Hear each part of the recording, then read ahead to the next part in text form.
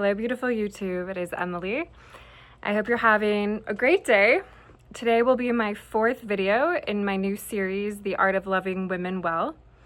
And just a quick recap, in the first video, we looked at women's menstrual cycles and how, I think it's something like, don't know the exact age, but it's like it'd be like when women go into their luteal phase, it would be like men suddenly becoming like 40 years older, that drop off in their hormones in one night, overnight, okay? So the same equivalent drop as a woman does when she goes from ovulation into the luteal phase, he would have to age by 125 years.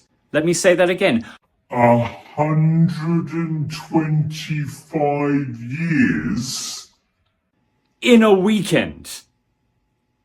That's the difference. Fucking mind blow.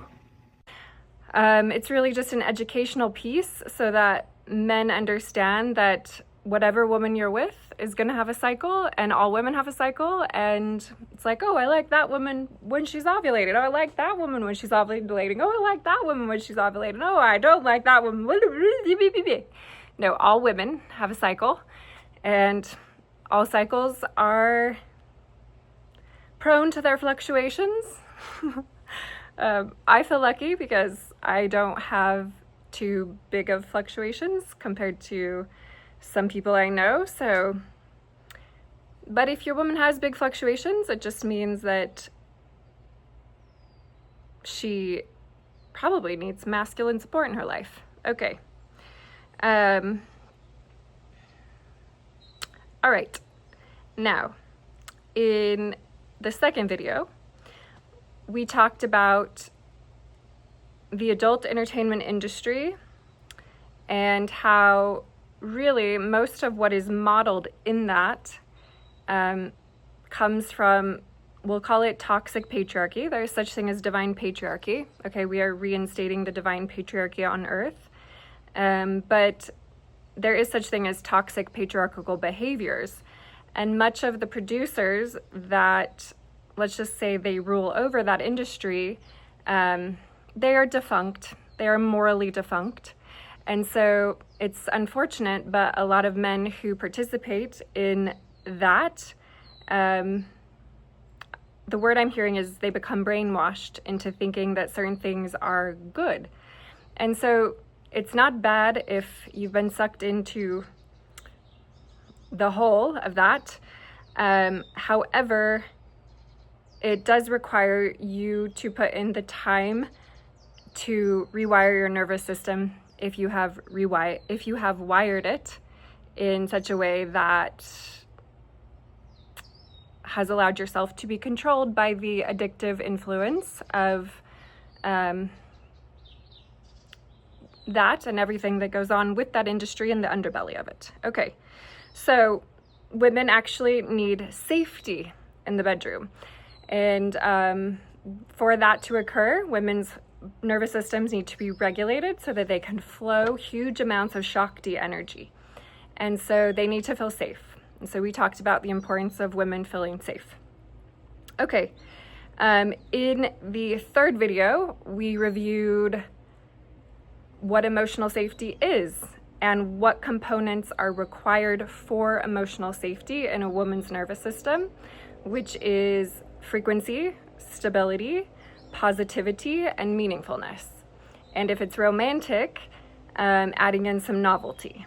And this creates a safe feeling of emotional safety. Okay, here we are in this video.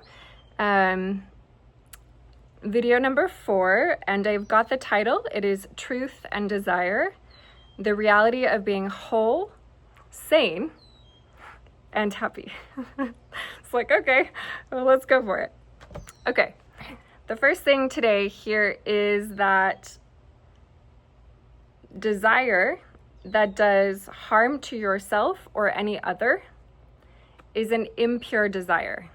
Okay, we just have to get frank about the fact that we live in a realm where there is dis-ease And because of this dis-ease, it generates more dis-ease because hurt people hurt people. And yeah, if we really want to reach in and pluck out the root of toxic patriarchy, we have to come into this deep understanding that the desire that is pure desire, okay, a lot of people want to just make an enemy out of desire itself. I don't feel like that's the way forward for humanity. I think what humanity needs to do is refine desire so that they realize that it comes from the center point. And remember that your heart is your great balancer, okay? This is why it's quite nefarious for, let's just call them surgeons that place objects in women's heart chakras. May the divine have a special place where they can heal when they die, if they're doing that. Because messing up a woman's balance point within her physical body, her fascial network, her nervous system, changing her energy, body, and flow, it's a nefarious thing, okay? It just is.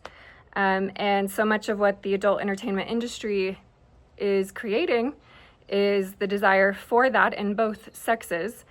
Yeah, but in terms of ascension, like that's something that has to be cleared out and solved for each and every human being.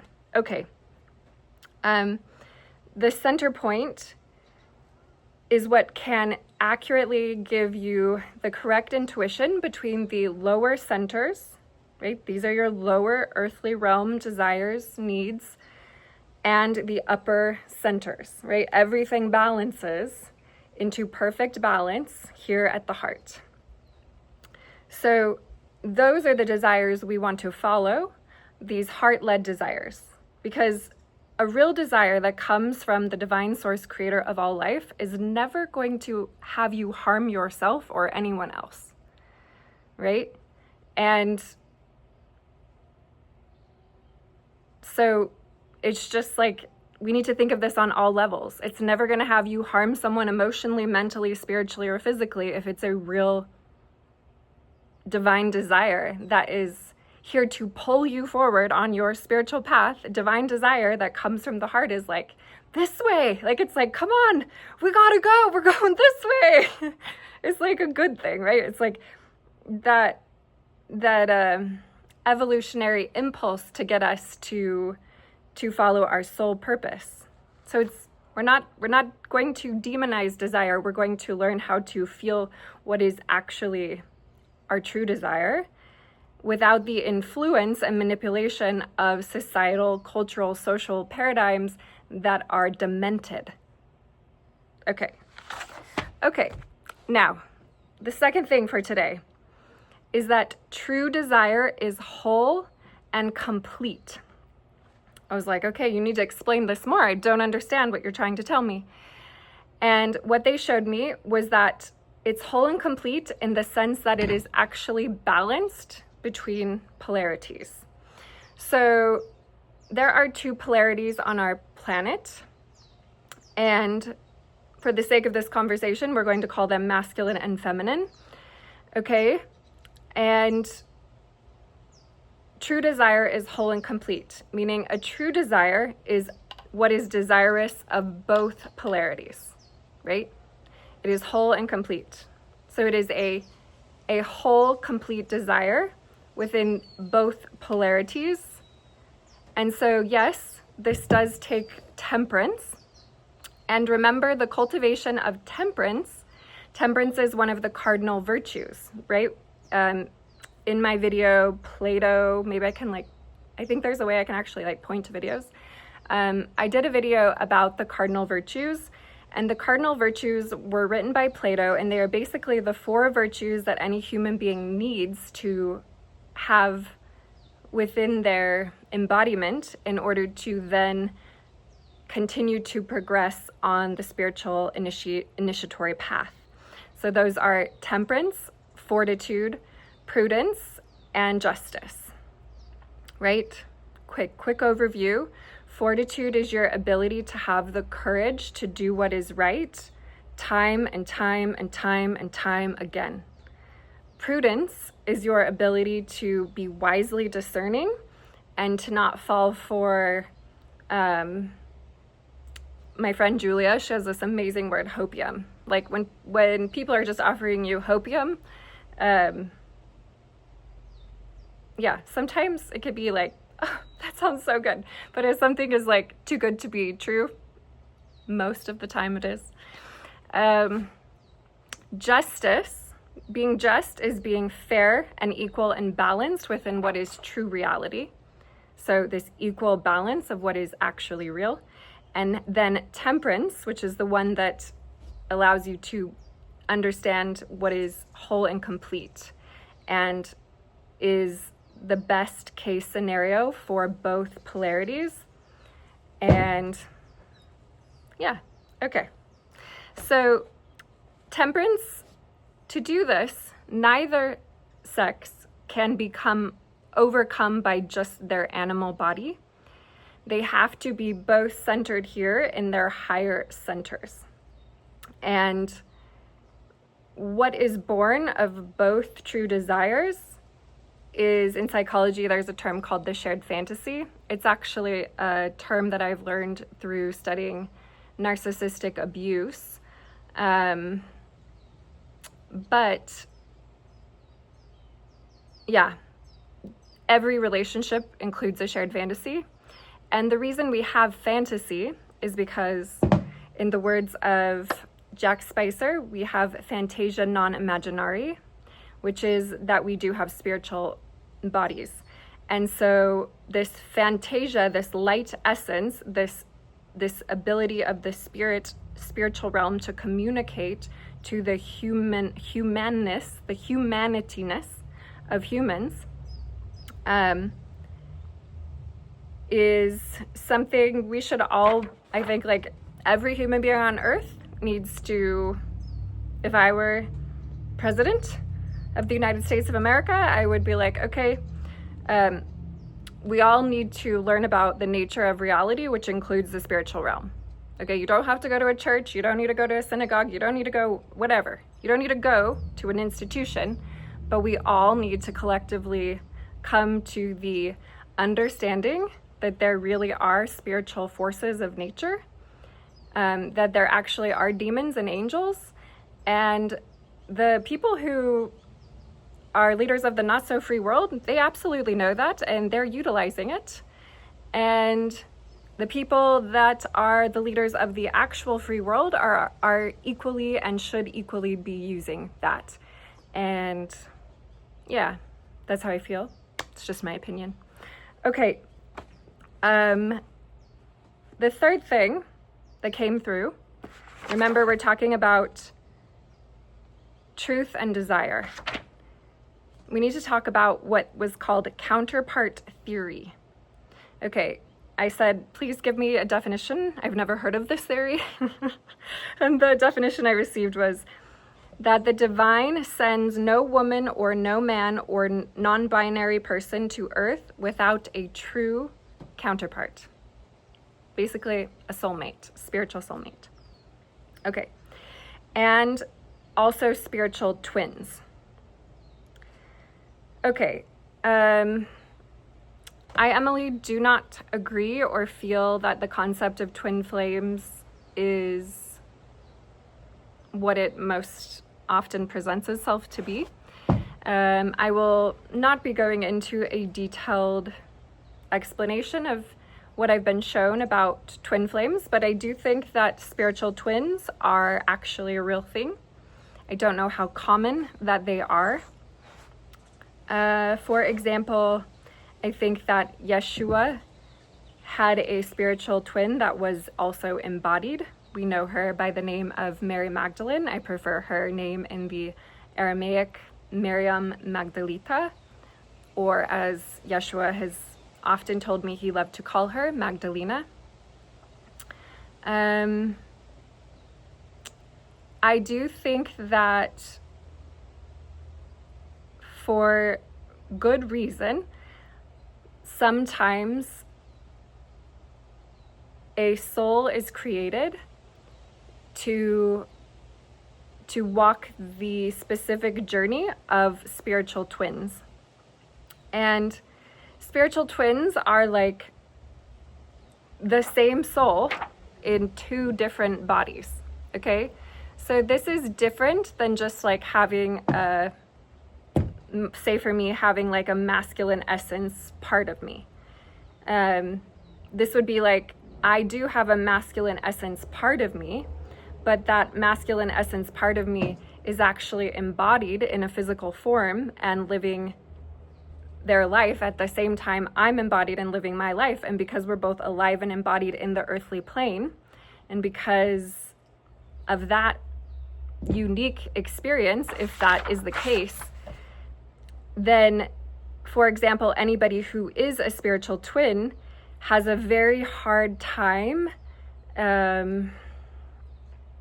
It's different than having just like being a soul that has kind of a balance of feminine and masculine, and you have this essence, but it's not like embodied, because when you're embodied, you're constantly coming into the changing, shifting, amorphous, fluid reality of the lived experience and continually giving birth to desires. And so things are always in flux. And so that opposite part of you, if you are masculine or feminine, it's really hard to ever feel the consistency of that. And so I think that this path of the spiritual twinning actually incarnating is like really a deep path of purification of what is masculinity and femininity. I think it's a deep, deep challenge.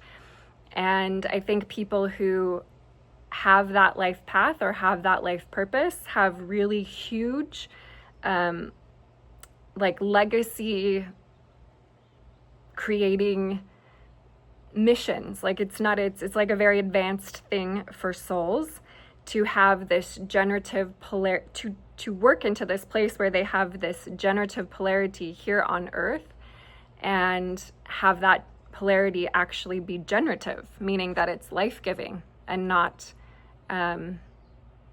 in deep disarray and disbalance because of the way society has socially engineered men and women to be, when the reality of true authenticity and original design is that everything is quite unique.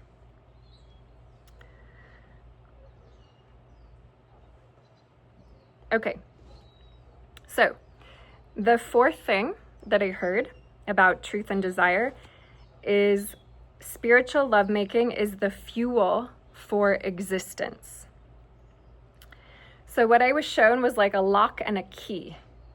And again, I was shown Yeshua and Miriam Magdalena as the embodiments of like fully realized ultimate creative power between the two polarities. And yeah, the type of creativity that is like, it's like tangible, like I could feel the energy. It's like, whoa! It's like the type of creative, yeah, it's the fuel for existence, the creative fuel for existence. It's like having the entire recipe book of how to create. It is the ultimate creative power. And we know this, that when these two polarities come together, they generate life. But to have them do that in like the physical realm, in embodiment that is fully awoken into full light body activation of divine source presence, and then to have them, if they are, be spiritual twins, it's like, you know, it's like an intense thing. And what's that quote? So Spider-Man, with great power comes great responsibility. Yes. Okay. And the final thing here today for this is that being like the divine creator really makes both women and men happy. Okay, and I don't want to leave out my non-binary and homosexual friends you know, Emily, 3 of my best friends are gay men. I really know in my heart that there is a divine purpose for creative consciousness to embody itself in ways that are counterintuitive to what is